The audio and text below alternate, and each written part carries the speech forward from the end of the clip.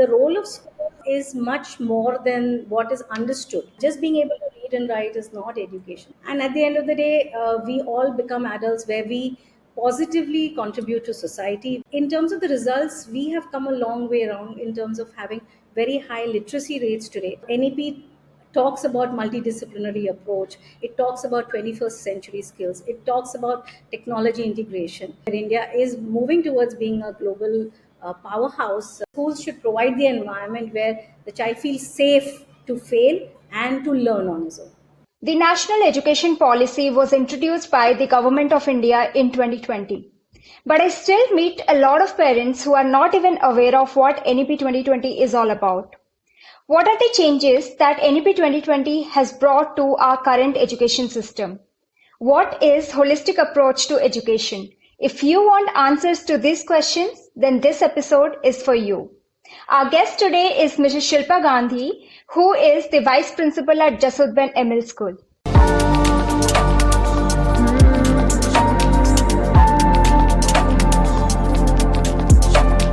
Hi, Mrs. Shilpa. I welcome you to the Crazy Careers podcast. And Thank I really hope that this discussion will be an informative episode for students, especially those who are going to schools, and their parents as well.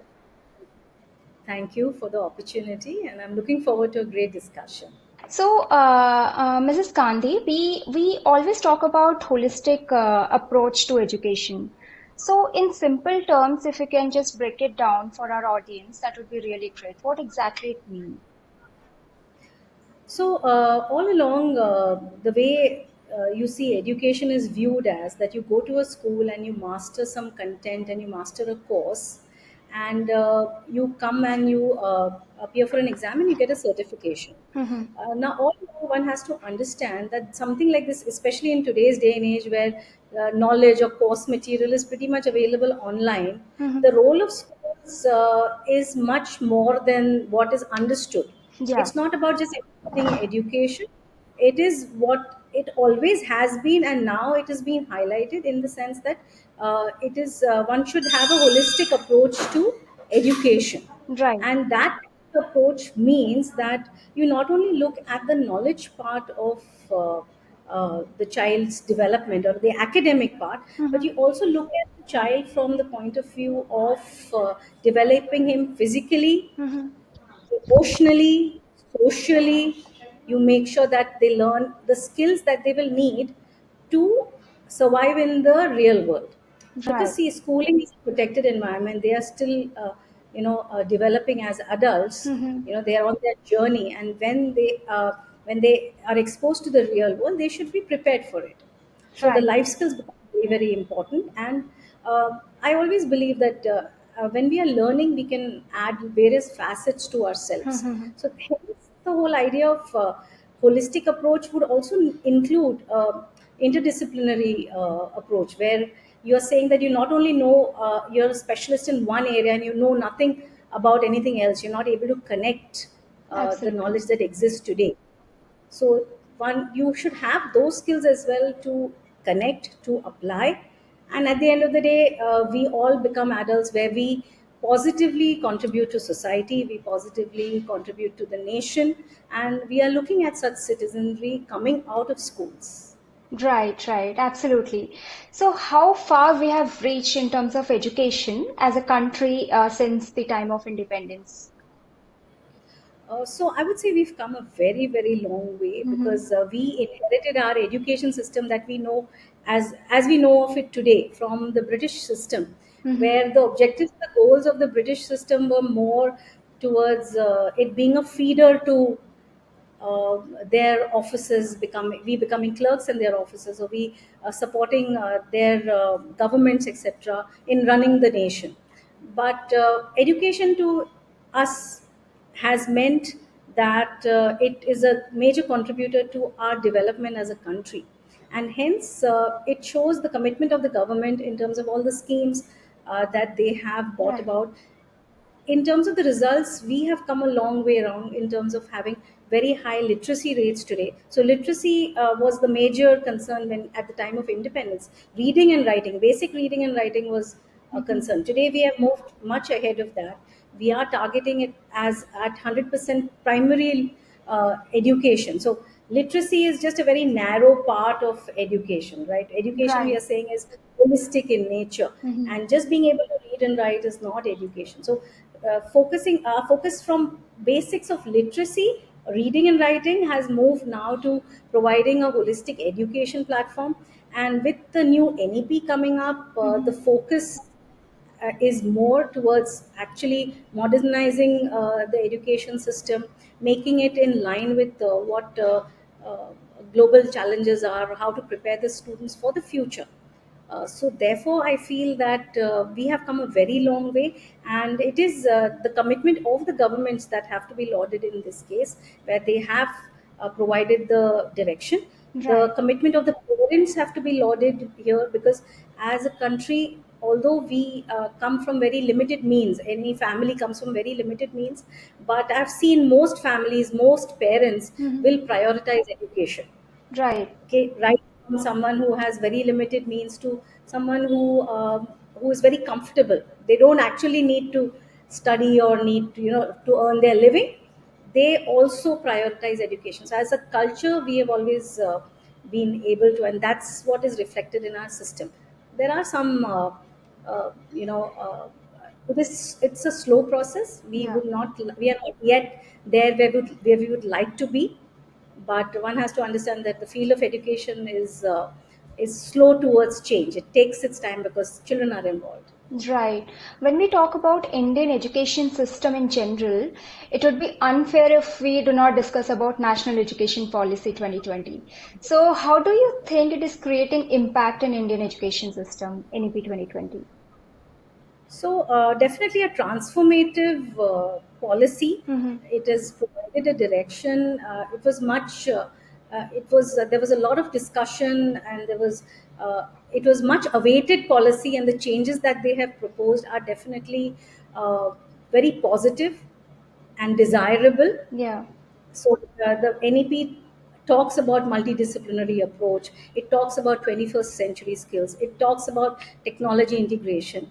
Very importantly, it has identified one of the key problems in our education system, that is Mm-hmm. rote learning, and a very single linear approach to education, and it has moved it to encouraging a more concept based learning. Right. So these are shifts, very important shifts, which are now documented as a policy, and where now schools will progressive schools were already doing it, Mm-hmm. and now the schools who are yet to catch on to this or refocus their attention to something which is important for our children. So therefore it aligns very well with how education should be. Right. It aligns with future needs of a global economy, and where India is moving towards being a global powerhouse. This policy definitely contributes towards that. Right, right. I have come across a lot of parents, especially in semi-urban and rural areas. They still have no idea about what national education policy is all about. So, if you can let us know some key highlights which an educator or maybe parents must know about NEP 2020. Of course.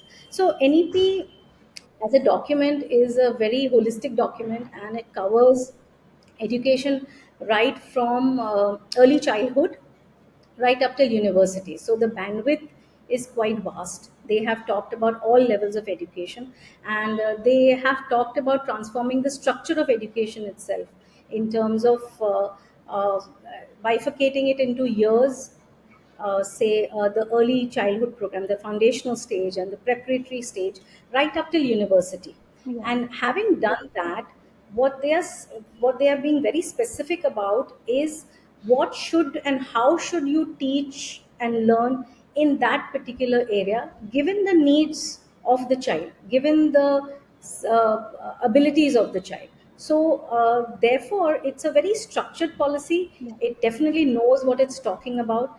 And if I may just comment on the school space, the space where the policy talks about how school education should be, that is up to standard 12, that Yeah. is up to high school.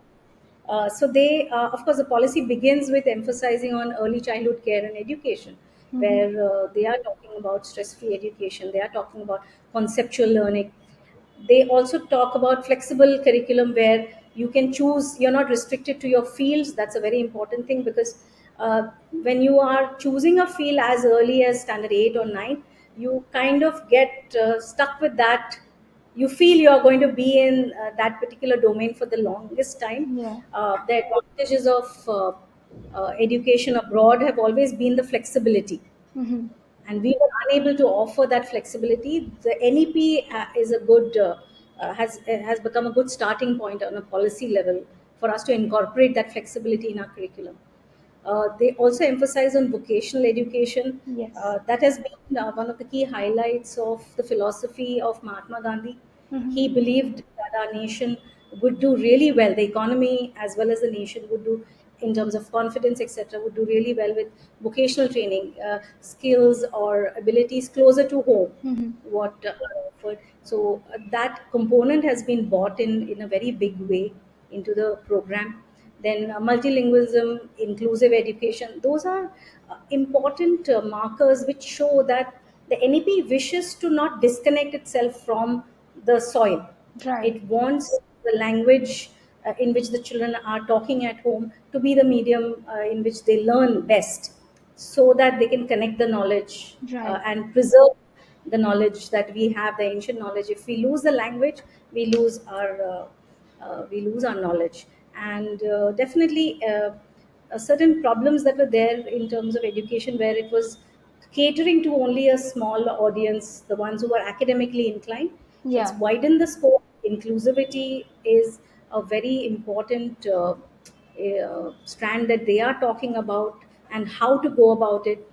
Of course, the life skills, as you grow from foundational to preparatory, when you Yeah. go into your middle school and high school stages, there they start specializing. And the best part about that, you see the transition, Mm-hmm. where you see that they are now, when at higher grades, they are speaking about competency based education, where you are looking at getting children prepared to transition into the real world.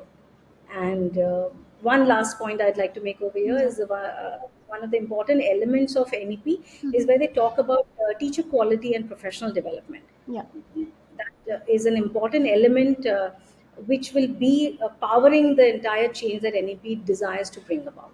Right, right, absolutely. So, despite the NEP providing the flexibility to our current education system, do you think there is still some restructuring in the curriculum is needed to meet the future workforce? So I believe that a good school, or a school dedicated to educating their students well, they are in a constant process of restructuring or defining their goals, because Yeah. the world around us is constantly changing. Mm-hmm. And what NEP is doing for us is giving us a very, very clear mandate. It's giving us a very clear path that you must restructure curriculum. So there have been schools, or there have been certain educational institutions which, for good reasons, I'm not saying they didn't want to, but for whatever reasons, have got boxed in a particular pattern of conducting their education or Right. conducting their curriculum. What NEP is doing for us, and via the NCF document, that's the National Curriculum Framework document, is that they are bringing these changes right onto something where they're mandating it. They are telling schools to explicitly relook at their curriculum and restructure. So, yes, Right. restructuring curriculum is a constant process, but the advantage is that NEP is directing it towards the new global the world that we are going to face in Mm-hmm. terms of AI, automation, you know, a lot of these skills that we think are not important, like communication, critical thinking. You have creativity. These were never thought as skills that we must focus on in a school. We always assume that they will kind of get developed on the Yeah. way. But with NEP, they're telling us that please focus on these skills explicitly, focus on metacognition, focus on the ability of students to acquire new skills, which I believe is a very important thing, because today the world is changing at a very rapid pace. Yes. rather than teaching students the current knowledge, which is going to be redundant after a few years, Mm-hmm. one has to teach the students the skills to acquire new knowledge or new skills, and then leave them to whatever they encounter, to be able to be transitioning very quickly from one skill to another. So it took us a certain amount of time to transition from, say, typewriters to word processors. Mm-hmm. If our generations took about 5 to 7 years to do that, they are expected to transition from, say, whatever they're using to automation and AI in a matter of 5 or 6 months itself. It's that fast, it's that Yeah. rapid. So they must know how to learn. Right, right. So, in India especially, we have different boards like CBSE, ICSE, IB board, and then comes state boards as well. Different state has different boards. Is there a plan by government to do a centralized board? I mean, to convert all the boards as one and eradicate other like IB boards and everything? So I don't see that there is any general feeling, or the government is sending us any sort of message that they want to eradicate some boards. Mm-hmm. I think in education you will always benefit from learning from the best practices of others. Right, So you incorporate, when you benchmark against what you feel is a good practice. It may be another board, it may be another type of setup, but education is constantly learning. So what we are seeing is the best practices from the IB board, the international boards, our government, the NEP, or the schools that we have, the CBSE curriculum, the ICSE curriculum, they are adapting and adopting. So first right. you adopt them and then you adapt your current system. So without losing your own identity, you amalgamate and take the best Yeah, practices, and you become better at mm-hmm. it. So that, I think, is definitely coming out as one of their attempts. So it may feel like they are trying to come up with something which is more common, which may be a good idea, given that there are a lot of variations in the levels, and it would be a good idea to offer like a singular approach to education Right, across the country, so that we can ensure that every child gets an opportunity to learn at that particular level. right. But I'm not sure how practical or how possible it is to eradicate some boards and only have one board, and kind of that it's always good to evolve looking at other people, I believe. And Right, right, in that case, the government would benefit with having just like having more approaches to education, because each right, board brings their own approach. right. I have a 2-year-old daughter. So, right now, I mean, my current situation is like I'm really worried about her education, like which preschool she should go to and all those things. So, what do you think? I mean, how critical is childhood education I mean, to take care that the development and everything happens properly, and how critical it is actually? So it is extremely critical, at least at the foundation. They call it the foundational stage, but the Yeah, preschool level, and in fact, right after the child is born, the brain develops the maximum synapses, that's the connections, in the first 2 years after birth. right. And of course, the child goes to school much later.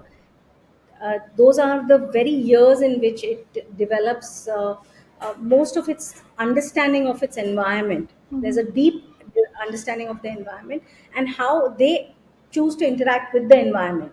Right. So, as a parent, or in your point, in this terms of selecting the school that you would like to put your child in, one must look at which school is, or your own activities with your child, and the school that you choose should cater towards providing the maximum environment, safe and secure environment for them to explore, Right. for them look around, be curious, to observe, to absorb. So you have to look for an environment which is promoting that, which is facilitating that. Hmm. So you do look for an environment which, of course, is got to be safe and secure, but is not only looking at, oh, your child should know how to write the ABCD, or the 1 2 3 4, should be able to add certain numbers by the time they are in junior KG. You must look at it along with the literacy and numeracy. You must look at the place where they are offering a lot of different experiences. Right. So even the learning can happen with exploring, playing in sand, or learning can happen Yes. by simply experiencing music in different ways. Like in our Bloomingdale's play school, we have this point where we have various dens where the students explore art in an art den, or they explore music through various programs. They have dens where they would go and just, it's a playway method. So it's not only an explicit imparting of education, Yeah. it's giving them those experiences through various materials, various modes, so Right. that there's a holistic development. There is cognitive, social, very important, they interact with other children, emotional development, that all happens at that stage. Right. Right. When I was growing up as a child, I believed in the term called as self-study. I did not go for any tuitions. I just go to school, come back, and then play and study. I mean, do self-study. That's wonderful, that's really So wonderful. the same thing I want I mean, I want that to come to my child also. But what is your thought about it? Like, because tuition and coaching culture has really grown. Apart from like school, parents are not giving importance to schools as much as they are giving importance to coaching and tuition classes. Absolutely. So what is your So, thought about it? right. So, what would have started off as a good intentioned activity where you have a student who is in the need for that extra support, who's in need for a remedial program, Mhm. was assigned a tuition teacher or a coach to help them Yeah. reach a certain goal. We have gone to an extreme end where this particular culture, this is developed as a culture amongst parents, and I feel both the school as well as the parent body are responsible. So personally, I feel it's a very harmful culture that we've come to. We've come to an extreme where it's very intense. The child is in school and then they are in these tuition and coaching classes.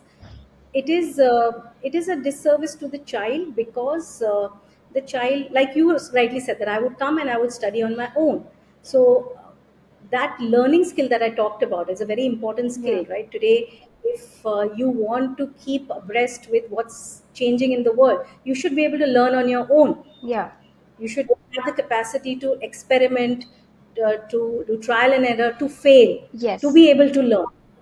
Now, here what happens is that you have the parent body who believes that if the child fails at something or is not doing really well at something, there is Mhm. something which is amiss, and they, as parents, should provide for something for it. Yeah.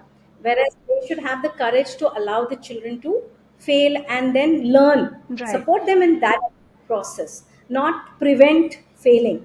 So what is usually happening is that you're sending them to tuition and coaching because you don't want them to score badly, or you don't want them to make those mistakes. You are, kind of trying to do that. So I would urge the parents to have that courage and patience, and it's tough. I can understand, Yeah. to let the children go through the struggles of learning, go through the whole process of learning, which is a little, if I may use the word, it comes with its pains, it comes with its failures, it comes with its tears. But at the end of the day, the child learns to, if he falls, he learns to get up on his own and start walking again. Yeah. So you have to do that. Otherwise, they become very dependent learners. They always need support. So Right. we don't want that. That is not nice. Now, from the school's point of view, a lot of schools take pride in their academic performance. They take a lot of. It's like if you're a good school only when you have good academic results. Otherwise, you're not a Yes. good school. So, because of this particular understanding of what education is Mm-hmm. education is marks. And also, admission criteria revolve around marks. Your, felicitation of the student revolves around marks.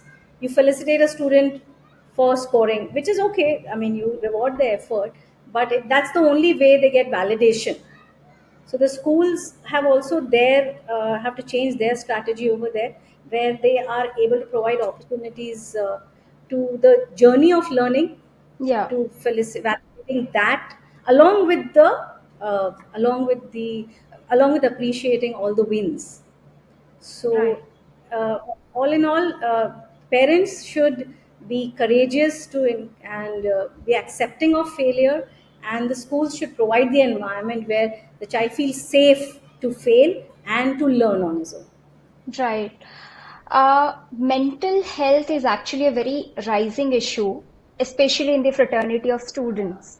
So, just wanted to know, like, what are schools taking measures towards this, so that as a parent, I am rest assured that my child is not getting enough stress and also Right. learning about mental health and its precautions. So, at Jasudben ML School, we take the child's mental health and well-being very, very seriously.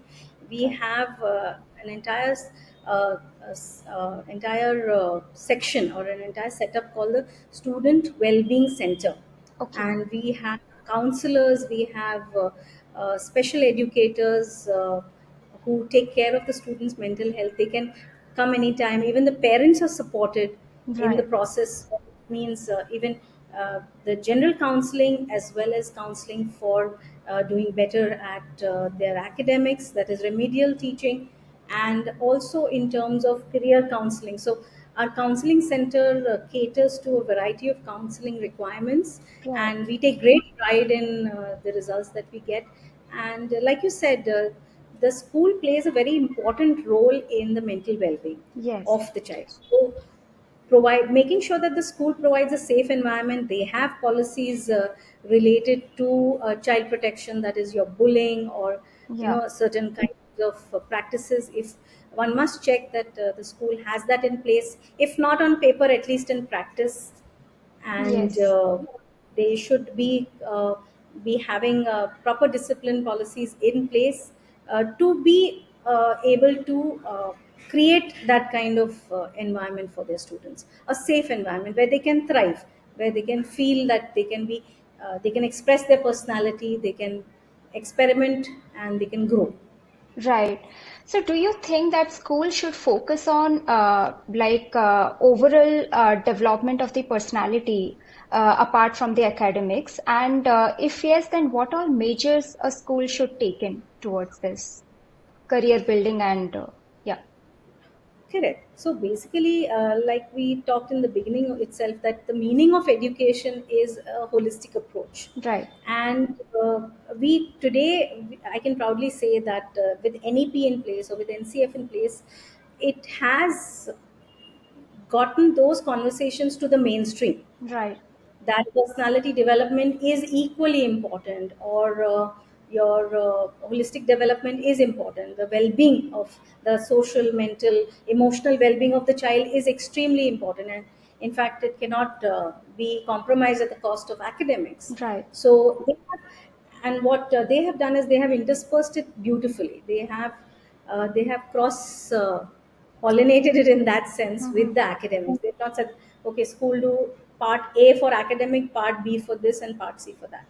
It's an integrated approach. It's a holistic approach. We in our school take an integrated approach to curriculum till our primary years, Right, and that's where the result of it, the if I may say that, the end result of it is a holistic, well balanced, well developed personality of a child. So right. that the personality development is not a task, it's in fact the end. Yes, It's end goal of any education program. And definitely in that, not only the good, even correcting the children, instilling values in them, instilling a certain level of discipline, certain level of routine, certain level of understanding, where they need to respect their elders, their environment, right. the all those things also become extremely important in honing the children. Right, right. So it is important to raise a confident child rather than a topper. I Yes, mean, that's absolutely. what, yeah. I agree with So, you completely. yes. So, how do you think we can blend traditional values with modern education or modern teaching methodologies so that there is a balanced education, what we can call as? Absolutely. So, value-based education, developing social emotional intelligence, apart from like the IQ, basically Yeah, intelligence quotient. You look at social, emotional, spiritual quotient as well. Those are your measures in developing. So, my belief is that value based education cannot be you cannot have it as a standalone program in school. It has to get it has to blend within the culture of the school. It has to blend automatically in the behavior or the code of conduct of the teachers, of the right. students, of the management. And that's what I would like to share. The motto of Jasudben ML School. The motto Hmm. of our school is Vidya Shilen Shobhate, and it's a Sanskrit phrase. It translates to knowledge adorns character. Right, So we say that your character is uh, decorated. Your knowledge is decorated by the character you have.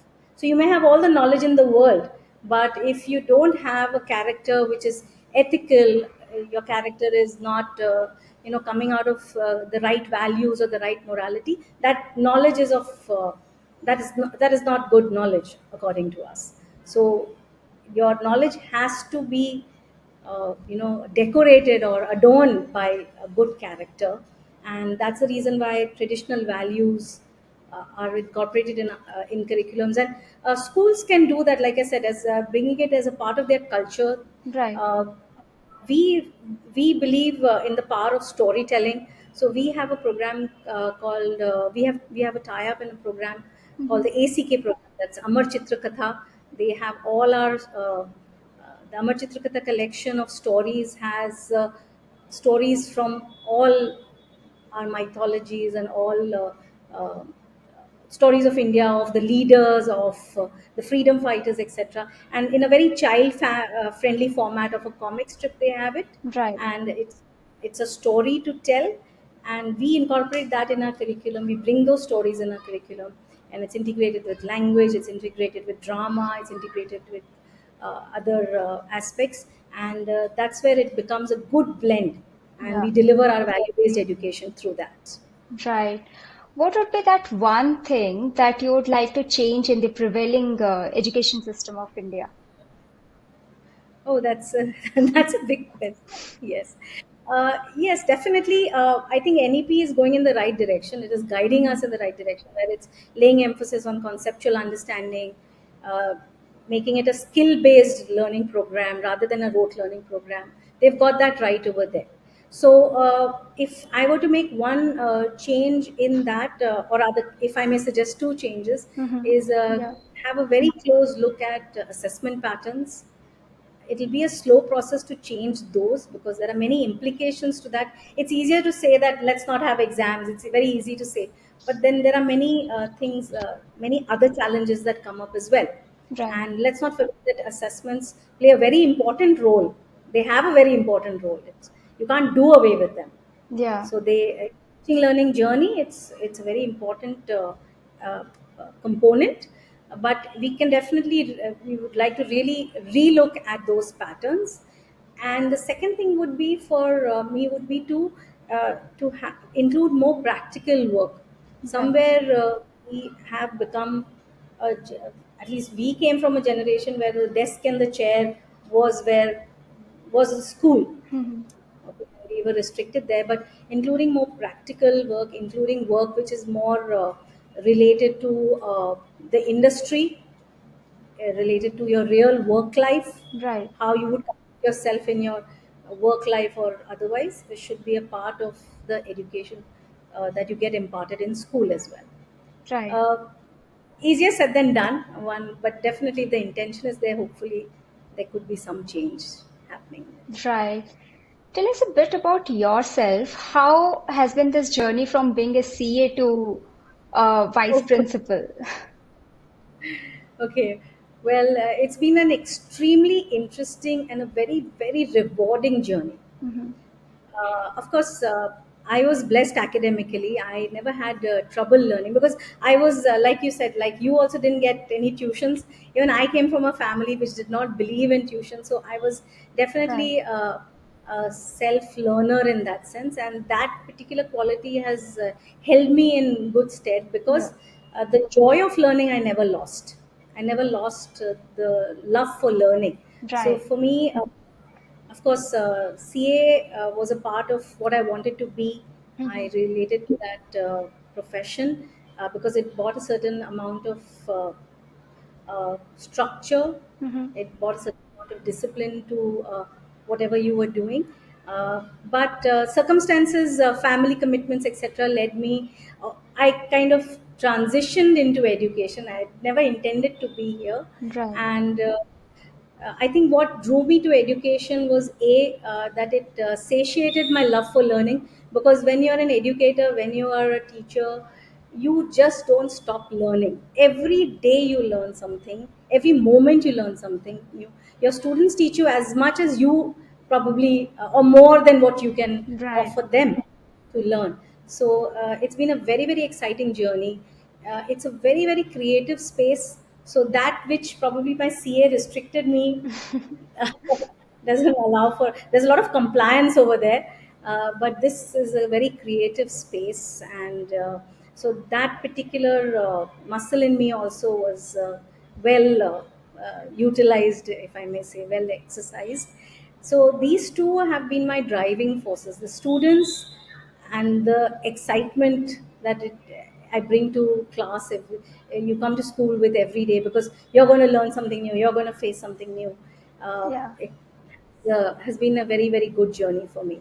And the vice principals, uh, uh, right up to the vice principal, yes, there's been a lot of learning, and I've come to believe that you could be the change maker. When, as Yes. teachers, also we are leaders, we are change makers, but in a limited way. We are restricted to our class, but as a person who's holding a post at a school, you can be that change maker and make an impact for a larger audience.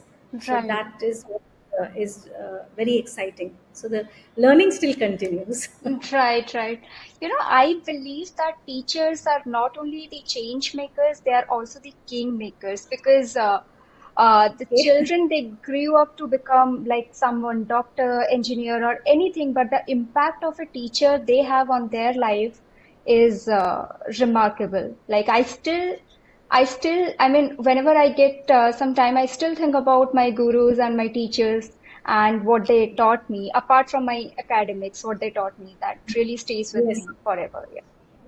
Same here, same here. Even I cannot forget my teachers and the impact that they had on me. And I hope and I believe that it's very fortunate. I'm in a very fortunate place that I have the ability to be able to make that impact on my students, Right, and I hope to do that more. right.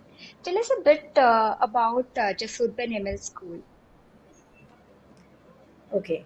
So basically, Jasudben ML School, right from its foundation, our founders believed in holistic education. They believed in Right. all-round development.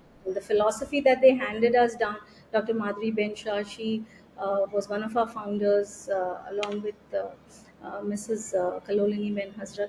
They have always believed in all-round development. So the culture of the school has been where equal importance was given to academic excellence, to holistic development, to being in touch with your culture, and be a very grounded school. So Mm-hmm. we are a very grounded school. We are a very value based school because values, as I said, are incorporated in our culture itself. So we say that we are a contemporary school. We have a contemporary approach, but our values are traditional. We are rooted in our values, and in that sense, how we deal with the different age groups. In pre-primary, we do have a exploratory, stress-free environment. Right. As I mentioned, we have those dens. We have tie-ups with the music and dance uh, uh, programs, etc. Right. And when we move them to primary, we have there is a very good balance between structure and giving them still more environments Right. to explore. So we have like STEAM program, we have bagless days, we have a virtual library, we have the ACK program, that is your Amar Chitrakatha program. We have a variety of programs where they get an opportunity to express themselves. The highlight Right. of our primary is the integrated learning program, where every subject is integrated with other subjects, and the concept is taught in a very Right. holistic manner. It's not like you go into a class or only a social science class. It's the topic that they're exploring, and then they learn to express themselves in different ways. Secondary and higher Right. secondary also, we definitely look at the careers very carefully. We have a career guidance cell. We have the student well-being center, which of course is available for the entire school. We have a very strong community service program.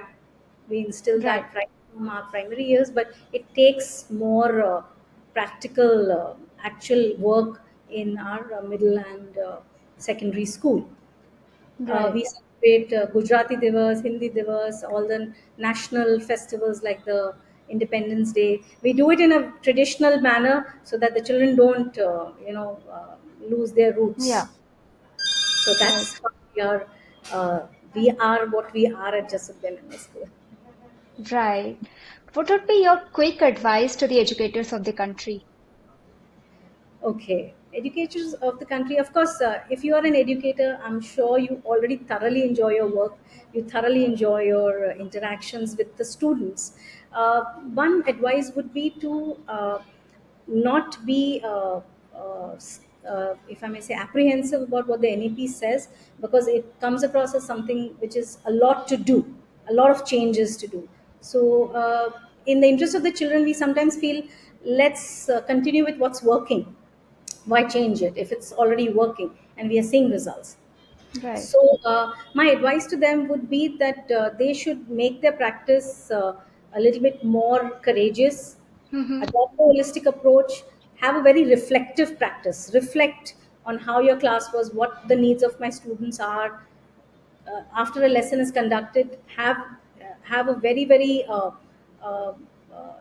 balanced way of reflecting what worked, what did not work. You have that reflective practice, and very importantly, have a research oriented kind of approach, because when you keep abreast with what's happening in the world of education, there's a lot of research that is taking place, a lot of pedagogy and new methods keep coming up. So you must be trying all that in your class and see what, reflect on it, whether it works, whether it does not work. You should conduct your own research in your little audience and see what it throws at Correct.